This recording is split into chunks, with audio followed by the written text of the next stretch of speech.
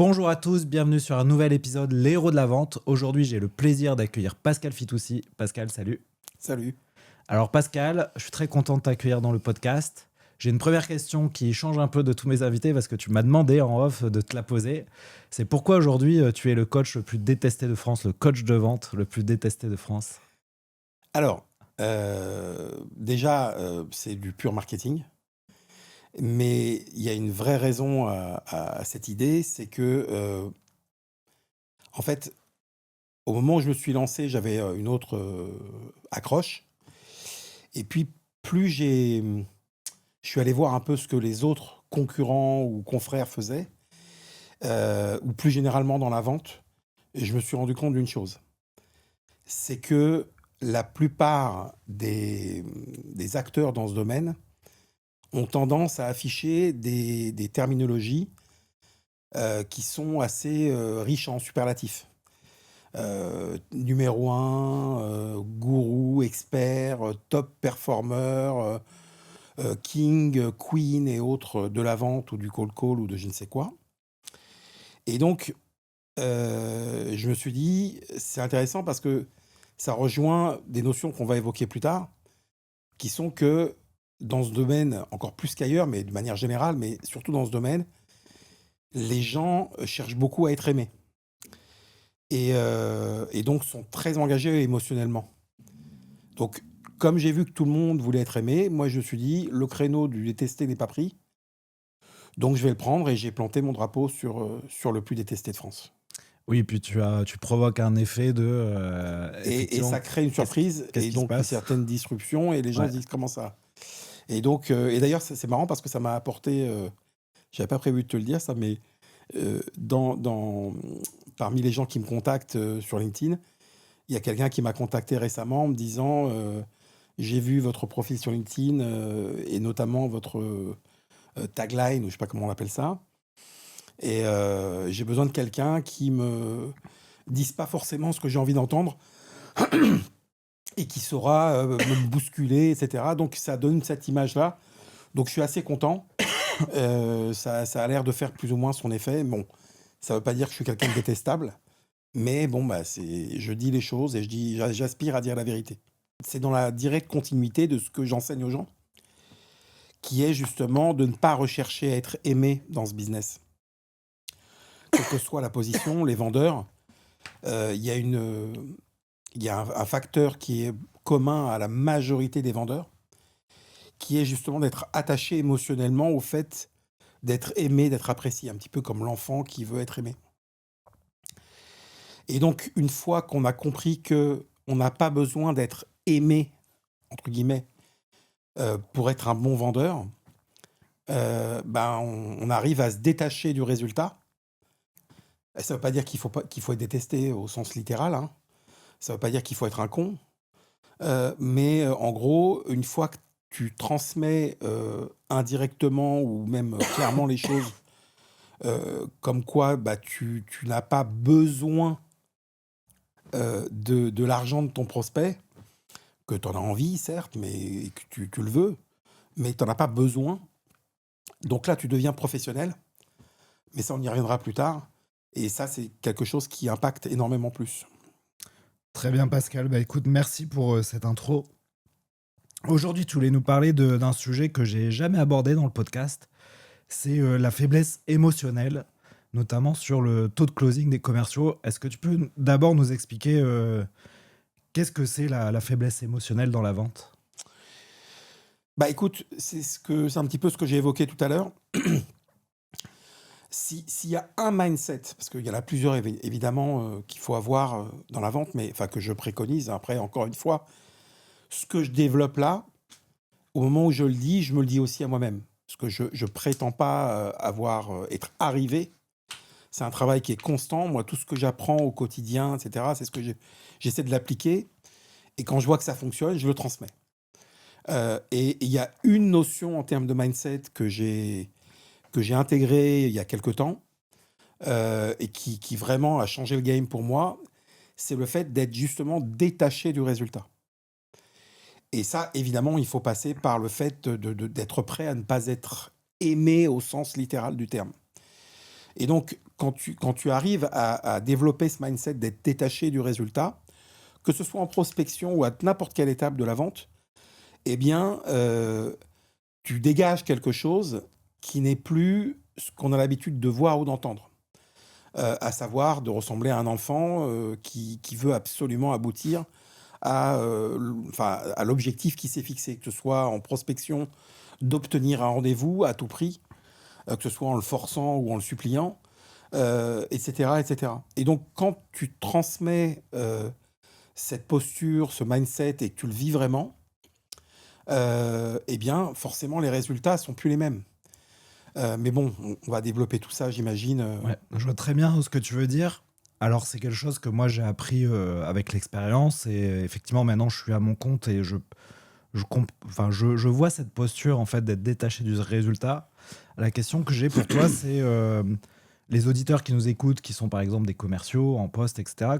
Comment font-ils? Est-ce que tu as des conseils à leur Ouais. donner pour arriver à cette posture en sachant que, bah, comme tous les commerciaux, ils ont des objectifs, des managers et que bah, c'est pas évident peut-être d'avoir cette posture-là. Alors, il y a plusieurs choses dans ce que tu viens d'évoquer. Mm. D'abord, sur le plan littéral. Évidemment que ça paraît facile de dire bah, détache-toi du résultat et ça ira mieux. Mais seulement, c'est pas le genre de mindset que tu acquiers en claquant des doigts. C'est impossible, même. Donc, ça prend du temps. Et j'ai pour habitude de dire que la meilleure manière, justement, d'y arriver, c'est d'avoir un pipe bien rempli. Pas n'importe lequel, évidemment. Ça rejoint ce que j'ai évoqué tout à l'heure. Le but, c'est pas d'avoir un pipe pour avoir un pipe, parce que c'est absolument, c'est même dangereux à l'échelle d'une société, parce que ça peut diriger la boîte vers des chemins qui sont pas les bons. Euh, et, euh, et donc, plus tu as un pipe rempli, à condition que tu respectes un process et une structure bien établie, et je vais revenir dans le détail, eh bien, tu es beaucoup plus à l'aise quand tu as un nouveau prospect et t'as pas la dalle, en fait. Ça se sent que tu es en sérénité. Et donc, ça revient aux fondamentaux. Donc, comme j'explique toujours, le fait d'avoir un rendez-vous quand tu fais de la prospection, ça ne doit pas être un objectif. C'est une conséquence heureuse de ce que tu dois rechercher et les critères que tu dois rechercher pour prendre un rendez-vous. Moi, ce que j'explique toujours à ceux que je coach, c'est que le prospect que tu as en face de toi ou au téléphone reconnaisse avoir un des problèmes ou plus que tu prétends résoudre. 2, qu'il ait envie de le résoudre, et tant qu'à faire le plus tôt possible. Et 3, d'avoir un minimum confiance dans le fait que probablement tu puisses l'aider dans ce sens. Une fois que tu as fait ça, eh bien, tu vas faire en sorte d'engager la personne moralement et même pratiquement à travers une méthodologie pour qu'il honore le rendez-vous que tu viens de positionner. Et 5e point, que la personne, tu lui expliques ce qui va se passer lors du rendez-vous de découverte que tu viens de prendre et que ce qui va se passer après. Quel sera le next step?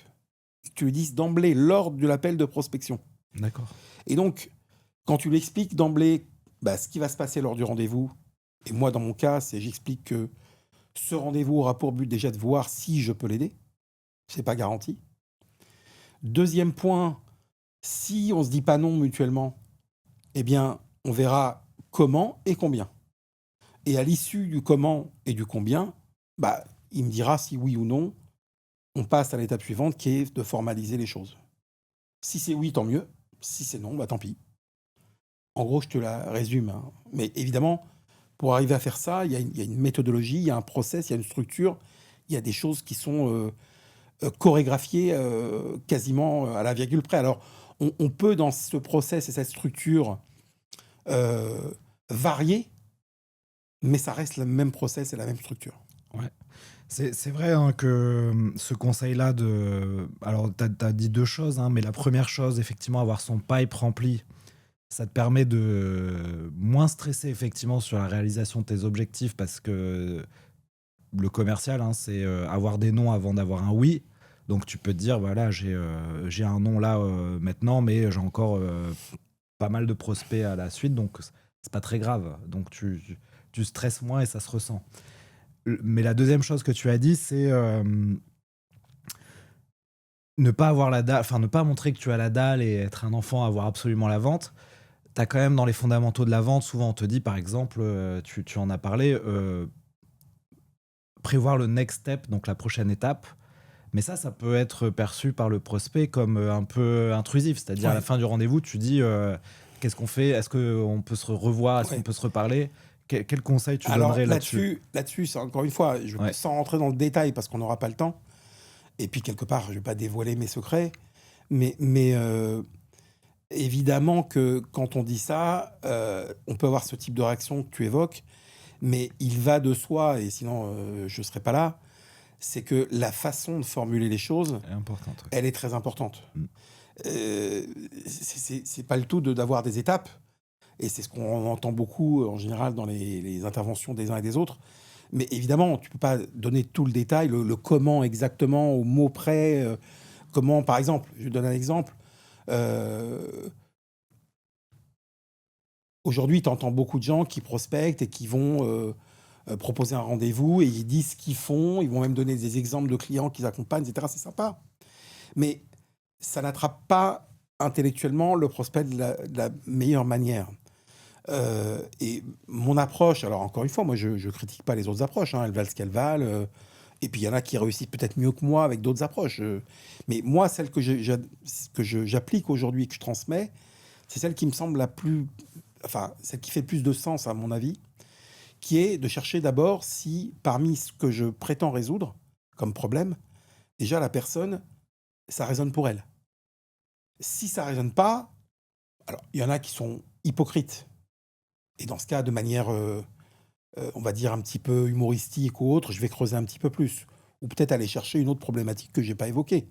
Et si je pense pouvoir la résoudre, eh ben, on peut aller plus loin. Mais comment te dire? Je ne peux pas te donner le détail de mon déroulé, mais sur la forme, ça ne choque personne. C'est une vraie discussion qui se met en place. Et je vais te donner un exemple. Euh, Dans la formulation, euh, bah, par exemple, je ne vais pas te dire est-ce qu'on peut prendre un rendez-vous. Au moment où il faudra parler de ça, je vais poser la question déjà en amont, et est-ce que vous avez renoncé à résoudre ce problème déjà? Et à partir de là, si elle me dit que bah non, elle n'y a pas renoncé, parce que c'est plus facile d'aller chercher un non qu'un oui, euh, je lui pose la question, et si je vous disais qu'il y avait moyen, peut-être, de résoudre ce problème en grande partie ou totalement, et pour toujours, est-ce que vous seriez fermé à ce qu'on en parle un peu plus? Et une fois qu'on a calé le moment, évidemment que j'ai des questionnements, des formulations de phrases qui font que la personne s'engage à être présent. Pour donner un exemple que j'ai évoqué récemment chez quelqu'un qui m'a invité, chez Zeli, qui est un de mes partenaires, Ouais. euh, comme je le dis, sur 2025, moi j'ai eu 2 no-shows. Ok. Donc ça fonctionne. Et les 2 fois où j'ai eu des no-shows, c'est parce que justement je n'avais pas respecté ma méthode que j'enseigne. Des fois Très ça bien. arrive, hein, on n'est pas bon tous les jours. Et à chaque fois que je ne fais pas ce que j'enseigne, je le paye. Ouais. Donc dans ce que tu enseignes, tu travailles ce que tu appelles cette faiblesse émotionnelle dans la vente. Et tu me disais aussi en préparant l'épisode que la plupart des commerciaux finalement n'ont pas choisi ce métier. Ouais. Et là-dessus, qu'est-ce que tu veux dire par là en fait quand tu dis Bah, en fait, si on est honnête, est-ce que tu connais beaucoup de gens qui, quand ils étaient petits, à l'âge de 10, 12 ans, quand on leur demandait ce qu'ils voulaient faire plus tard, levaient la main en disant moi, oui, je veux remplir ma vie de rejet Ouais. en espérant devenir quelqu'un un jour. Il y a une campagne des DCF là-dessus où tu vois un enfant dire je veux faire commercial. Voilà, donc c'est plutôt rare. Moi, j'en connais pas, Ouais. personnellement. Et de manière générale, la plupart des gens qui sont dans ce métier sont là, en fait, entre guillemets, un peu par hasard. C'est pas ce qu'ils ont choisi au départ. Que ce soit des gens qui font D'ailleurs, tu le retrouves parmi les commerciaux que tu peux rencontrer.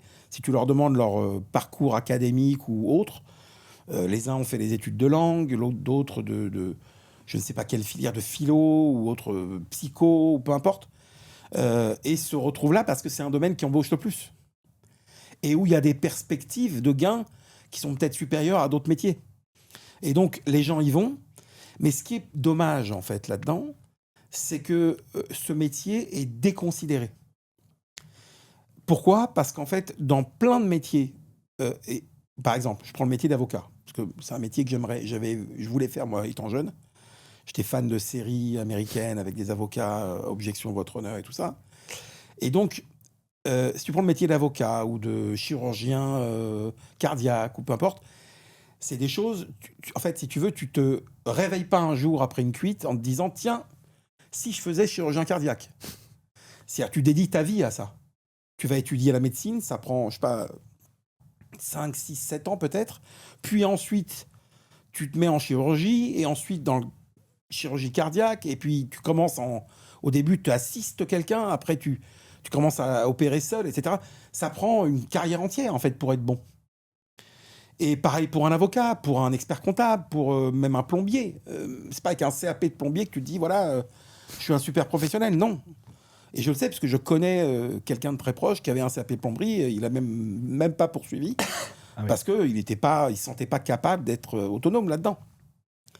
Tu apprends des rudiments, mais tu n'es pas autonome. Et puis il y a des cas particuliers. Donc tout ça pour dire quoi ? C'est qu'en fait, on dénigre un peu le métier de commercial. D'abord, il a une très mauvaise presse, le métier de commercial.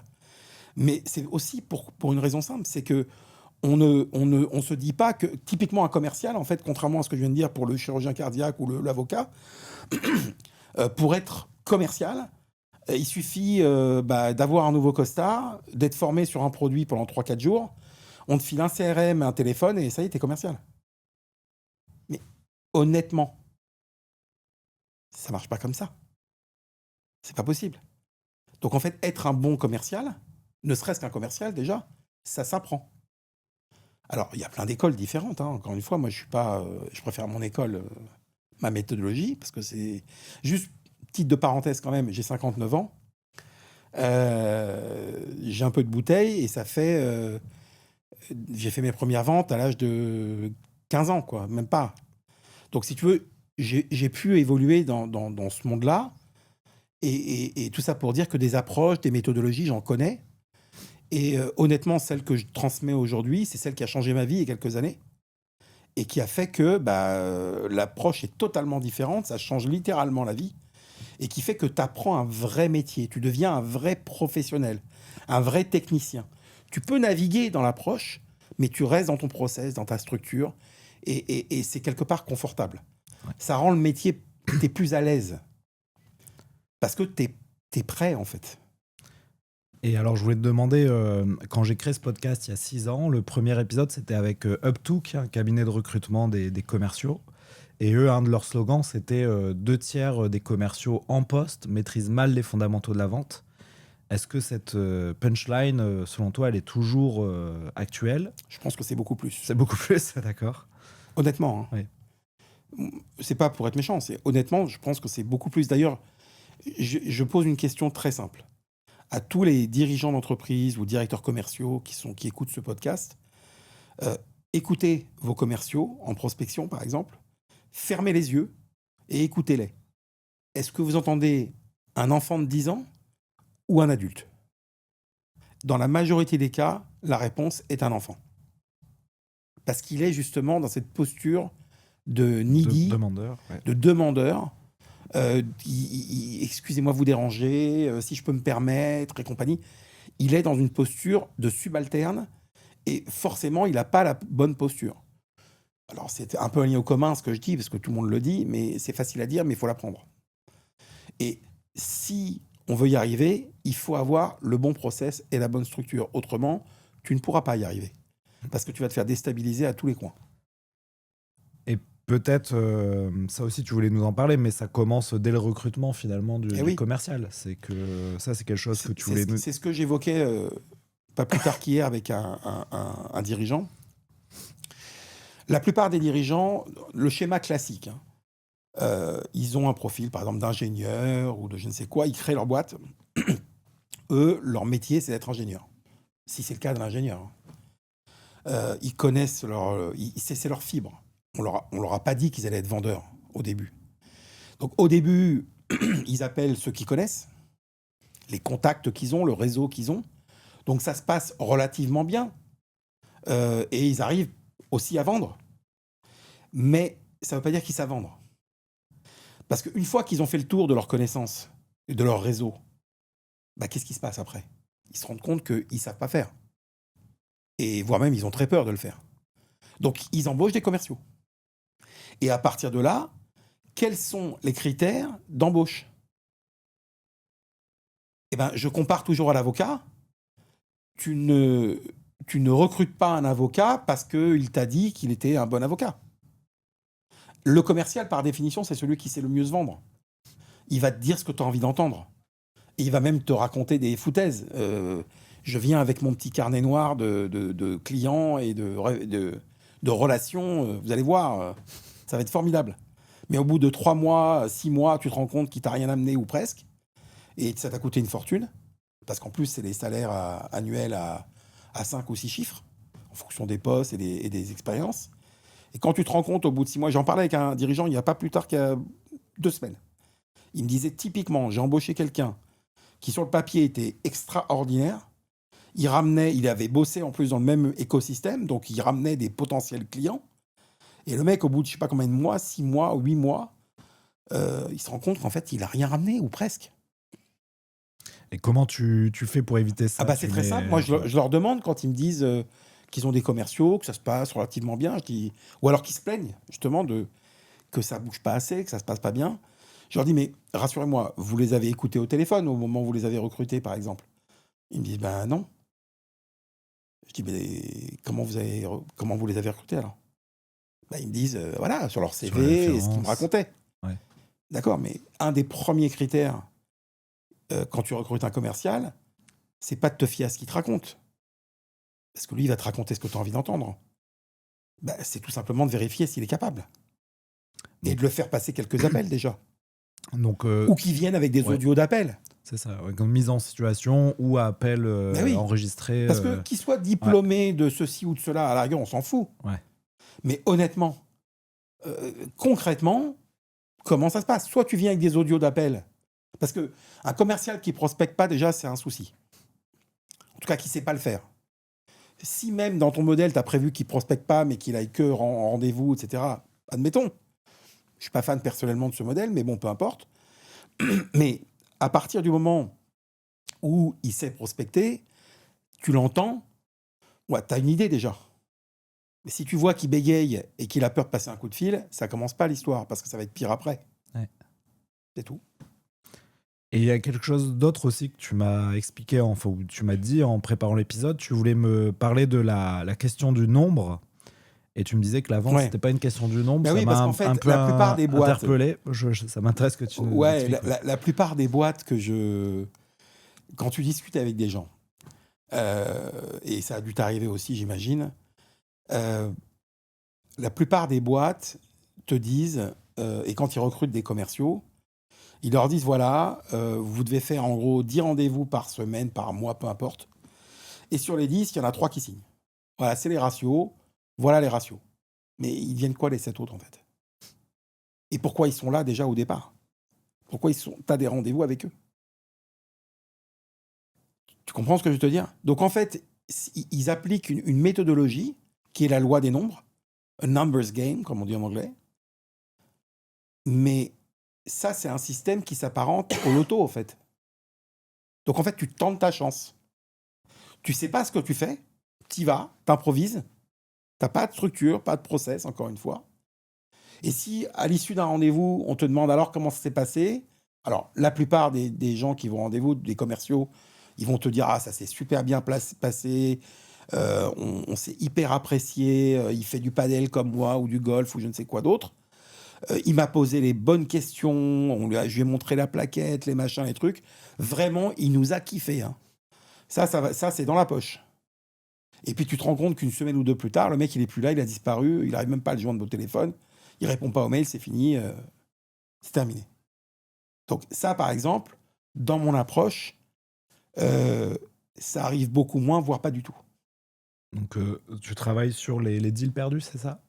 Ou Non, ce que je veux dire, c'est que moi, ma méthodologie, elle est pas sur le fait de qualifier les prospects, mais elle est sur le fait de disqualifier les prospects. Parce que ça sert à rien d'avoir un OK, pipe à 1 million d'euros.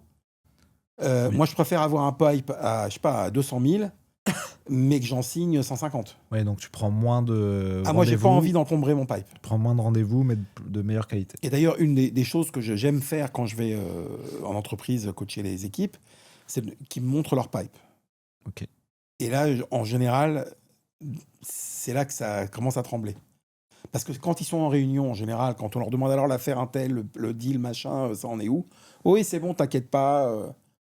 Et quand tu vois qu'un deal est dans le pipe depuis 3 mois ou plus, ou alors qu'il y est depuis 1 mois, mais que ça devait soi-disant se signer il y a une semaine, mais que ça traîne et qu'il n'y a plus de nouvelles, déjà, ça sent pas bon. Alors, encore une fois, je parle en toute humilité et je dis pas que c'est des choses qui peuvent jamais m'arriver. Mais encore une fois, les fois où ce genre de choses arrivent, c'est parce que je me suis pas comporté et j'ai été hors cadre, hors méthode, hors structure. Je vais donner un exemple tout bête. Le prospect, si tu veux, et ça c'est une des thématiques que je t'avais évoquées, il faut bien comprendre quelque chose. C'est que le prospect, il répond, lui il a une méthodologie. C'est que déjà il a le droit de mentir. Et lui il a une méthodologie classique. C'est-à-dire qu'en fait, il t'écoute, il va te dire que ça l'intéresse, il va te dire que c'est le décideur, le décisionnaire, il va te dire qu'il a les moyens, tu fais ton rendez-vous avec lui, il te pose les questions, il te demande avec qui tu travailles, il te demande de lui parler de use case, il te demande de lui montrer ça, ta plaquette, ton truc, enfin, il te retire plein d'informations. Mais lui, il sait que le rythme classique, c'est que à la fin de tout ça, quand tu atteins le paroxysme de ton discours avec lui, eh ben, tu vas tenter de le closer. Mais ça, il le sait, lui, il l'attend. Et là, comme par hasard, une fois que tu as fait ton closing à ta façon, eh ben, dans beaucoup de cas, il va te sortir que finalement, il doit en parler avec son patron, son board, son chiropracteur, son hamster, peu importe, et qu'il ne va pas être capable de prendre une décision immédiatement. Ou alors, il va te sortir et puis, ou alors même s'il ne te le dit pas immédiatement, il va te dire, évidemment, mais maintenant que vous m'avez dit tout ce que vous m'avez dit, est-ce que vous pourriez, si ça ne vous dérange pas, m'envoyer un mail pour me documenter un petit peu toute votre stupidité, entre guillemets, que vous venez de me dérouler, pour que j'ai une trace écrite de tout ça. Et puis, alors, tu te dis, évidemment, s'il me demande une propale, c'est qu'il est intéressé. Sinon, quel intérêt de me demander une propale? Mais ce que tu ne sais pas, c'est que lui, il ne te demande pas la propale pour ce que tu crois. Dans beaucoup de cas, il te demande une propale parce qu'il a besoin d'avoir plus d'éléments pour pouvoir négocier avec son fournisseur habituel, ou parce qu'il a déjà décidé de faire des choses en interne et il va te prendre le maximum d'informations pour recruter, selon les critères qu'il aura recueillis grâce à toi, le bon profil pour faire tout en interne, peu importe. Donc en gros, tu te fais balader par un prospect, mais c'est normal, c'est la règle du jeu. Quand tu le sais déjà, les choses changent. Et donc tu vas procéder différemment. Moi, ce que je fais, c'est que j'ai tendance à vouloir pré-closer dès le départ. OK, donc tu qualifies, le plus possible les prospects, c'est ça? Je disqualifie surtout. Tu disqualifies, ouais. Et je pose des questions, d'une certaine manière, qui font que la personne que j'ai au bout du fil, quand je suis en rendez-vous, et aussi en rendez-vous découverte, d'ailleurs, je revalide certains points pour ne pas passer 1 heure ou 2 avec la personne, alors qu'il me dit ce qu'il ne faut pas me dire. Enfin, il me dit qu'a priori, on n'a aucune chance d'aboutir à quoi que ce soit. Donc moi, je vais lui poser les questions. J'aime ma méthodologie. Donc, si je lui ai posé les questions et qu'il m'a répondu et qu'il voit que je suis sérieux par rapport à ça et que je ne suis pas un enfant, d'abord, lui, il n'a pas de temps à perdre. Bon, la chance que j'ai, moi, c'est que je prospecte que des dirigeants. Donc, si tu veux, j'ai la chance de ne pas perdre de temps avec des gens qui, Qui eux, sont pas ont du temps à décideurs. perdre. Ouais, qui sont pas des... Donc, maintenant, il y a des méthodologies pour faire l'équivalent et recueillir de l'information. Et moi, ce que je recherche, en fait, c'est la vérité. Et justement, dans cette recherche de la vérité, est-ce que tu as des exemples de peut-être de questions que tu aimes bien à poser Ouais. à ces dirigeants qui font avancer un peu Bah, ce cycle de vente? par exemple, ça peut être comment est-ce que vous prenez les décisions chez vous? Ouais, c'est une bonne question. Ouais. Il nous reste 10 minutes? Ouais, 5-10 minutes, ça vaut pour vous. 10 minutes, c'est bon? Ok. Comment est-ce que vous prenez les décisions chez vous? Ouais. Bah, ça me permet déjà qu'ils me disent. Et là, du coup, automatiquement, soit il dit qu'il est le seul décisionnaire. Alors, c'est ce que font les prospects en général, hein, même Ouais. s'ils ne le sont pas. Mais je vais lui poser des questions qui grattent encore plus en lui disant bon, concrètement, quand vous me dites que vous êtes le seul décisionnaire, ça veut dire que. Je vais te donner un exemple. Dans 30% des cas, quand j'appelle des dirigeants comme vous, il y en a à peu près 20 ou 27%, peu importe le taux, on s'en fout, qui me disent qu'ils doivent en référer à leur DAF ou leur associé ou je ne sais quoi. Je suppose que c'est le cas chez vous aussi. Et donc, s'il me dit ah ben non, non, non. Donc, si je comprends bien, si on se dit pas non à l'issue du si je peux vous aider, et si on arrive au comment et au combien, à l'issue de ça, bah, je vais vous demander de prendre position, de me dire oui ou non, et vous serez en mesure de me le dire. Est-ce que vous seriez en mesure de me dire non? Ouais, ça, c'est un des bons exemples à poser effectivement en Oui. rendez-vous. Ouais. Si vous sentez que ça ne le fait pas, et vous n'envisagez pas de continuer avec moi, est-ce que vous seriez mal à l'aise de me dire non? Parce que, et ça, c'est le genre de question, c'est contre nature pour les commerciaux. Ça les met très mal à l'aise. Un exemple, moi, quand je prospecte quelqu'un, je te l'ai peut-être dit ou pas, je ne sais plus, mais en début de rendez-vous découverte, avant de donner, de lui faire, de lui transmettre pourquoi il faudrait travailler avec moi, je lui dis déjà les 3 raisons principales pour lesquelles il risque de ne pas vouloir travailler avec moi.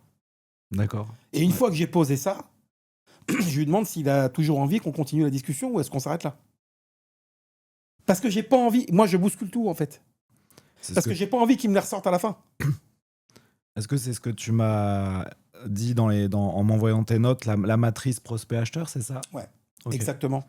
En fait, la matrice, ce que j'appelle la matrice du prospect, Ouais. c'est que lui, en fait, il a une méthodologie qui l'autorise à mentir, à te, à te, à te balader, à te faire traîner, etc. Et donc, tu deviens fou. Il y en a même qui n'a pas vécu ça. Je l'ai vécu moi-même à une époque, d'appeler un prospect qui te ghost avec un autre numéro à des horaires inhabituels. Et tu te prends encore de ah oui, mais non, vous comprenez, j'étais en vacances. Mais en fait, tu passes pour un abruti, en fait. T'as rien de plus. La seule chose que tu gagnes, c'est de passer pour un débutant, un enfant de 10 ans, qui a besoin de cette affaire. Encore une fois, il faut que ce que tu transmettes, c'est que tu n'as pas besoin de son deal.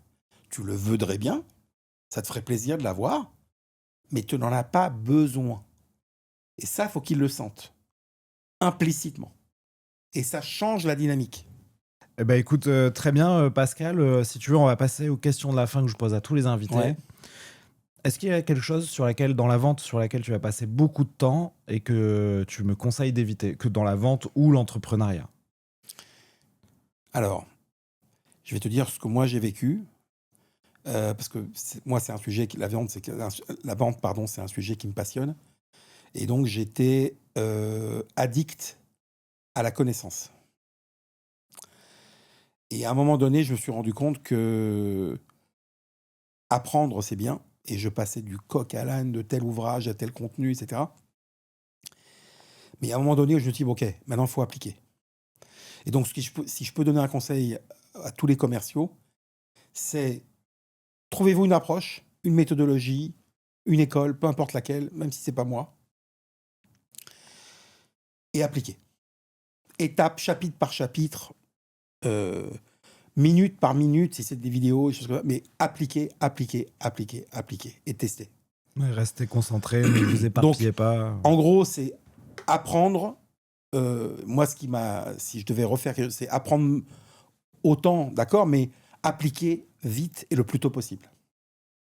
Très bien. Moi, j'ai perdu beaucoup de temps à apprendre. C'est vraiment addictif d'apprendre. C'est vrai, surtout qu'aujourd'hui, maintenant, avec les outils IA, tu as encore plus de Exactement. data à exploiter. Un peu le même type de question, est-ce que tu as un changement d'état d'esprit ou une prise de conscience que tu as fait Ouais, selon toi le plus tard premier que je cite toujours, évidemment, il y en a plein, mais celui qui, pour moi, est le plus crucial, c'est le détachement du résultat. Oui, c'est ce que tu Et ça- disais ouais, mais justement voilà, en ça- intro, donc ça Mais boucle la ça boucle. c'est le mindset que j'ai appris, entre guillemets, trop tard. D'accord. Et ça, c'est quelque chose sur lequel j'insiste énormément et qui prend du temps. Parce qu'entre le comprendre et l'intégrer, ça prend du temps. Et pour ça, il y a des outils. Il y a beaucoup de méthodes dont on parle dans ce podcast où quand tu donnes l'idée, effectivement, c'est facile à comprendre, mais à appliquer, À c'est appliquer, beaucoup plus difficile. Voilà, mais je peux pas malheureusement tout délivrer comme ça.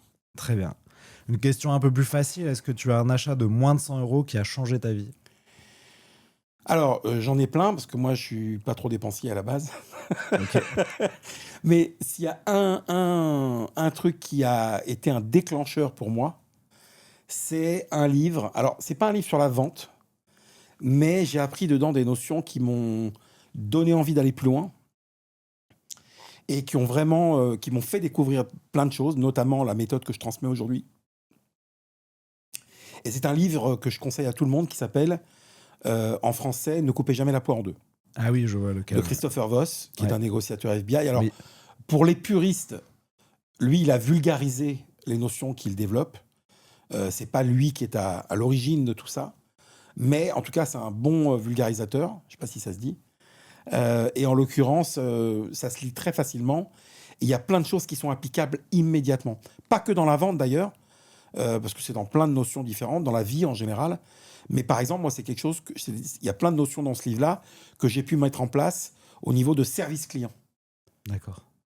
Et qui ont pu augmenter les performances, notamment du taux de churn dans plein de boîtes. Et c'est assez magique. D'accord. Ce livre est pour moi magique, notamment sur ces sujets-là. Ouais. Quelqu'un qui vient en colère avec plein de reproches, si vous appliquez la méthode qu'il transmet là-bas, dans ce livre, bah, c'est juste incroyable. Ouais, c'est vrai que Moi, j'ai appliqué ce qu'il transmettait dans ce livre, dans une boîte où je bossais, et c'était juste incroyable. Ouais, c'est vrai que beaucoup de gens me demandent des épisodes sur la réduction du churn, donc écoute, ça pourra faire l'objet Lisez ce livre. d'un deuxième épisode, effectivement. Ouais. Ou de lire ce livre, très bien. Je te donne une carte blanche pour inviter quelqu'un dans le podcast, tu me proposes qui? Alors, je m'attendais à cette question, parce que c'est la question que tu poses systématiquement. Honnêtement, j'ai beaucoup de mal à penser à quelqu'un, en tout cas en France. Et comme c'est un public francophone, autant inviter les Français, enfin des francophones. Il y a 2 personnes que j'ai rencontrées récemment sur LinkedIn. Un, notamment, que j'ai rencontré physiquement, qui est pas loin d'ici d'ailleurs. Et un autre que j'ai eu au téléphone, qui m'a l'air même très jeune, mais bien que jeune, en fait, qui m'a l'air très capable et avec qui je suis assez en phase.